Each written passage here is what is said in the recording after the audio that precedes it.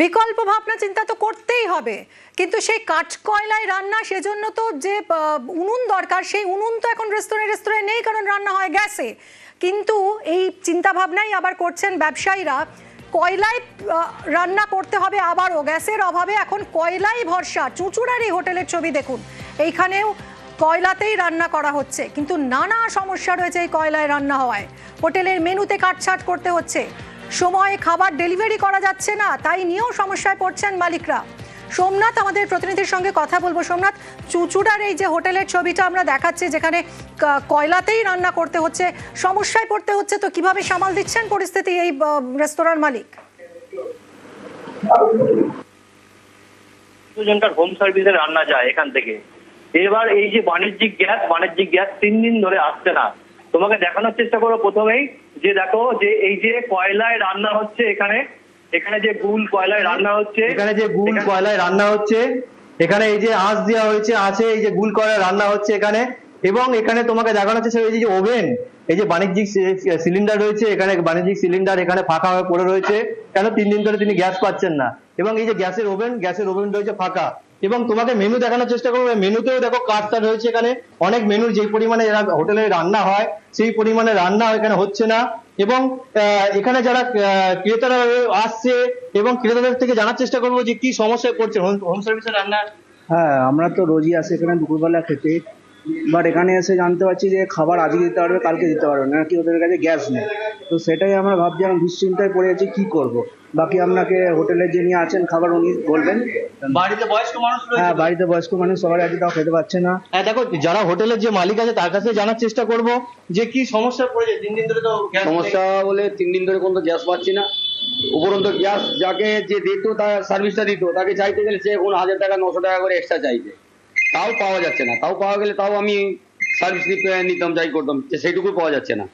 মানে এই সমস্যায় পড়েছি। আপনাদের হোম সার্ভিসের উপর ভরসা তো মিনিমাম তো আমার 200-250 হোম সার্ভিস রয়েছে পার ডে। তাদের তো দেরি হচ্ছে খাবার দিতে দেরি।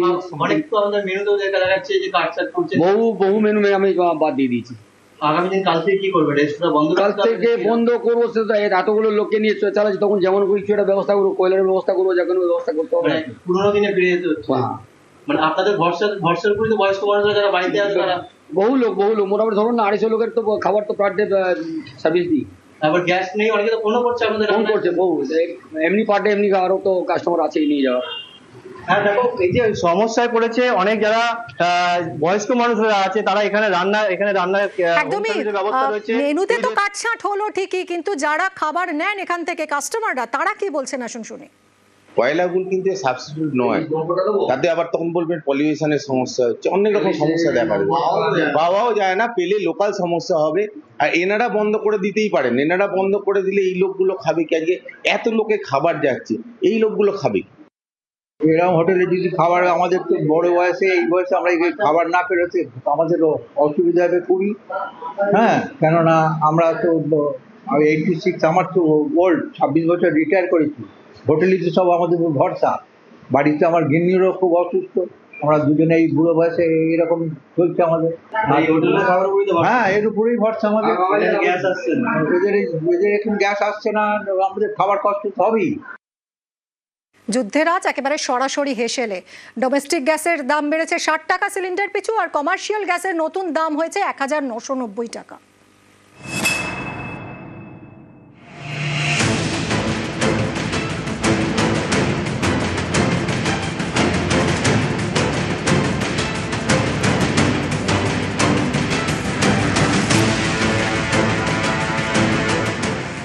মধ্যপ্রাচ্যের যুদ্ধ, কোপ পড়েছে ভারতের গ্যাসে। এবার যুদ্ধের আগুন রান্নাঘরে। কলকাতায় সিলিন্ডার পিছু রান্নার গ্যাসের দাম বাড়ল 60 টাকা। ফলে সিলিন্ডারের দাম 879 টাকা থেকে বেড়ে হলো 939 টাকা। গ্যাস বুক করলে কখন আসবে না আসবে সেটাও একটা ব্যাপার। তারপর দামটাও তো আজকে দেখলাম 60 টাকা বাড়িয়ে দিয়েছে। তো প্রচণ্ড চিন্তার ব্যাপার।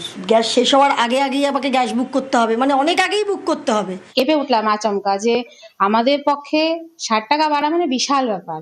কি করে যে ওই 60 টাকা মেকআপ দেওয়া যাবে? এবার রান্নার গ্যাস ভরলে চাল আসবে কোথার থেকে, সবজি আসবে কোথার থেকে, এটারও একটা চিন্তা।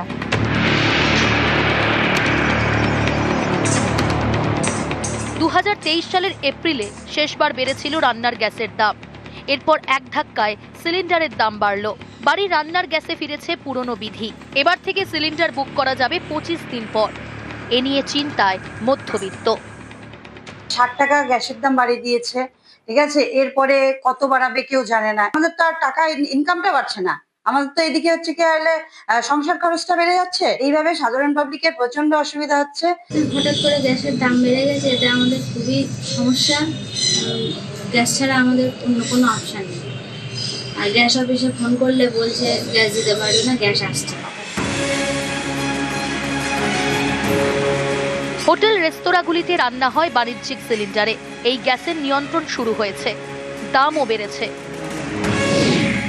কলকাতায় কমার্শিয়াল সিলিন্ডার পিছু দাম বেড়েছে 114 টাকা 50 পয়সা। ফলে সিলিন্ডারের দাম 1875 টাকা 50 পয়সা থেকে বেড়ে হলো 1990 টাকা। এই দাম বৃদ্ধিতে চাপে হোটেল মালিকরা। সিলিন্ডারের স্টক শেষ হয়ে গেলে ব্যবসা বন্ধ করতে হয়।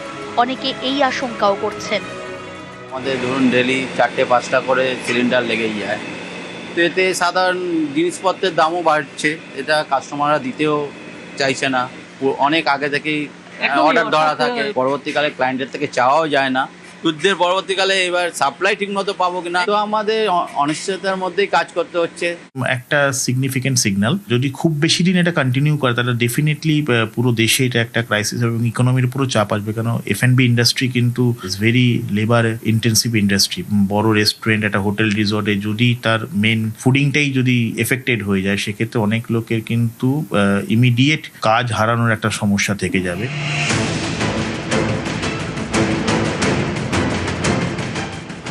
মধ্যপ্রাচ্য জ্বলছে, হরমুজ প্রণালী নিয়ে টেনশন বাড়ছে। সংকট দেখা দিতে পারে কি তেল সরবরাহে, বাড়তে পারে কি পেট্রোল ডিজেলের দাম, আশঙ্কা সাধারণ মানুষের। ব্রেন্ট ক্রুডের দাম $85-90 কাছাকাছি পৌঁছে গেছি। যতক্ষণ নাকি এটা 100 টাচ করবে না, ততক্ষণ আমার মনে হয় না দামে কোনো বাড়তি হবে। যদি কোনো কারণে যুদ্ধটা একটু এক্সিলারেট করে যায়, তাহলে যদি ক্রুড অয়েলের দামটা যদি বাড়ে, তাহলে তো ডেফিনেটলি আমার মনে হয় দামটা একটু বাড়বেই। আগেবার একবার দেখা গেছে যখন ব্রেন্ট ক্রুডের দাম 100, 120, 125 টাকা হয়ে গিয়েছিল, ওই সময় কিন্তু একটা মেজর অ্যাক্সেলারেশন হয়ে গিয়েছিল। নিউজ 18 বাংলা। দাম বেড়েছে রান্নার গ্যাসের, বিপাকে আদিবাসীরা। গ্যাস ছেড়ে তারা ফের জঙ্গলে জ্বালানির খোঁজে। বাঁশ কাঠ কুড়িয়ে চলছে রান্না।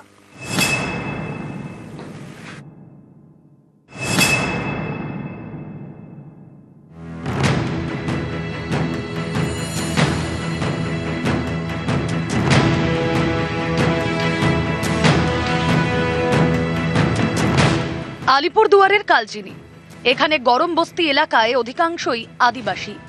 তাদের দাবি, প্রধানমন্ত্রী উজ্জ্বলা যোজনায় গ্যাস সিলিন্ডার পেয়েছিলেন, সেটা যতদিন চলেছিল ততদিন গ্যাসে রান্না করেছেন। তারপর থেকে আর সিলিন্ডার কিনতে পারেননি, আর এখন তো সিলিন্ডার আরো দামি।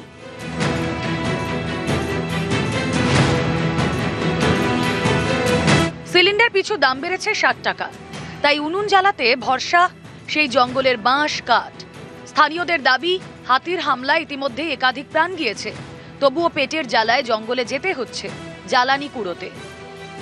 চুলাটা চালাতে পারতেছি না, চুলাটা নাই। আচ্ছা, কতদিন থেকে বন্ধ আছে এটা? 1 বছর। টাকা পয়সা ভরাইতে 1000 টাকা হয় না আমাদের কাছে। দামটা কম হলেই ভালো হতো। গ্যাসটা আছে কিন্তু পয়সার জন্য ভরাইতে পারছি। গ্যাসটা কোথায় রেখেছেন? গ্যাসটা ওখানেই রাখছে, ঘুমানোর ঘরে। হ্যাঁ, পয়সার জন্য ভরাইতে পারছি না।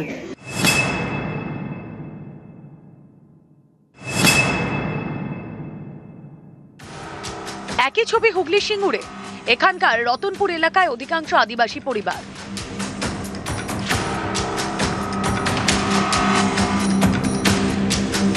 অভিযোগ, রান্নার গ্যাসের দাম বাড়ায় আর তারা সিলিন্ডার কিনছেন না। ভরসা এখন সেই জঙ্গলের জ্বালানি। কাঠের জালে রান্না হচ্ছে, গ্যাসের যা দাম বেড়ে গেছে কি করে নেব। আমাদের তো উজালা গ্যাস রয়েছে। হ্যাঁ, উজালা গ্যাস তো রয়েছে, এবার তো হঠাৎ করে দাম বেড়ে গেছে না গ্যাসের, তুলতে পারবো না। মাঠে কাজ করি, কি করে হবে? তাই হ্যাঁ আগে কি বিনা পয়সা গ্যাস হ্যাঁ পেয়েছিলেন? আগে বিনা পয়সায় পেয়েছিলাম। ওই কাটেই করি, গ্যাসের যা দাম বেড়ে গেছে, এখন আর কি করব, এই কাটেই করি। গরিব মানুষ মাটি খেটে কত গ্যাস তুলবো। বাড়িয়ে তো দিয়েছে, লক্ষ্মী ভাণ্ডার যা রাজ্য সরকার দিচ্ছে, গ্যাস তুলতেই শেষ হচ্ছে, আর বাকি জিনিস কি করে কিনবো। আলিপুরদুয়ারের কালচিনি থেকে রাজকুমার কর্মকার এবং হুগলির সিঙ্গুর থেকে রানা কর্মকার, নিউজ 18 বাংলা।